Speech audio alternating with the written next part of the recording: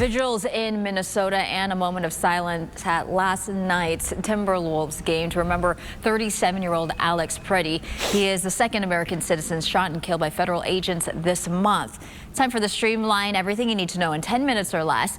Today, state officials will ask a judge to extend a restraining order banning federal authorities from altering evidence related to Preddy's shooting. He was shot and killed Saturday in Minneapolis, while Border Patrol officials say they tried to detain a separate man in the country illegally.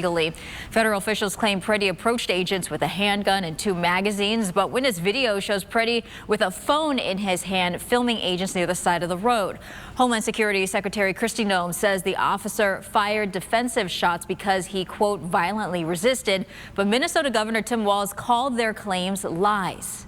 Thank God we have video, because according to DHS, these 7 heroic guys took an onslaught of a battalion against them or something. It's nonsense, people. And there is a lot of video to sort through. This is the 3rd shooting by federal agents in 3 weeks. Today, state officials will ask a judge to halt deployments of federal agents into Minnesota. President Trump says his administration is now reviewing everything related to the shooting and suggests he is open to withdrawing immigration officials from the state. Some Republicans are now joining Democrats calling for an independent investigation into the shooting of Alex Preddy. Congressman James Comer, a Trump ally, is also suggesting a possible ICE pullout from Minneapolis. If the mayor and the governor are going to put our ICE officials in harm's way, and there's a chance of losing more, innocent lives or whatever, then maybe go to another city and let the people of Minneapolis decide.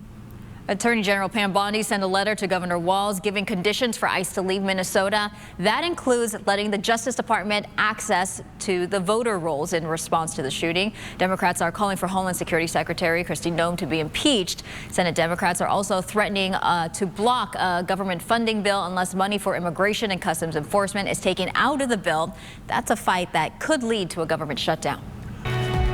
A deadly winter storm is now moving across the U.S., hitting nearly 200 million people with extreme cold, snow, and ice. Parts of the Northeast got hit with their highest snowfall totals in 4 years. 14 people across 5 states have died as a result of this storm.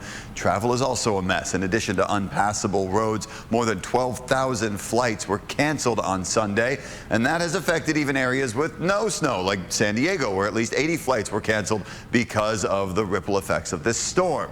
The National Weather Service says cold air moving in behind the storm could mean frigid temps and dangerous conditions will stick around for days. A private jet with 8 people on board crashed on takeoff from an airport in Maine Sunday. Sources say it's unclear if anyone was hurt or killed in the crash. Snow in the area led to low visibility, but there is no official word on the cause of the crash. The FAA and the National Transportation Safety Board will investigate.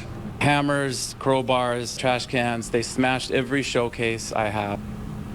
That smash and grab turned hectic in Anaheim. A crew of 8 people with masks stormed inside this business, smashed the cases at Classic Jewelers, and tossed hundreds of thousands of dollars of jewelry into bags. The terrified owner warned the thieves that he had a gun, but they took the gun from him, taking off with $750,000 in stolen jewels. Police spotted the crew a few miles away. You saw there both getaway cars crashed into other vehicles, and within moments, SWAT teams surrounded the neighborhood, capturing 7 of the 8 suspected robbers. Investigators say it's likely this band of thieves has done this before.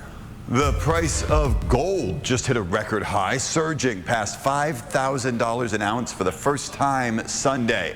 Analysts say this spike comes from concerns over the trade relationship between the U.S. and Canada and Europe. That has made investors want more reliable assets like gold. So far this year, the price of gold has jumped 15%. That's building off of a record 65% jump in gold prices last year. I'm here at a local San Diego restaurant that just cracked Yelp's top 100 list, and it's a vegan restaurant. Dan Tin Chai ranked number 21 on Yelp's top 100 list for 2026, one of the highest ranked vegan spots in the U.S. Some of their popular dishes include crispy banseo, which you can think of as a savory crepe, pho, hearty noodle dishes, all built with fresh ingredients and bold flavor.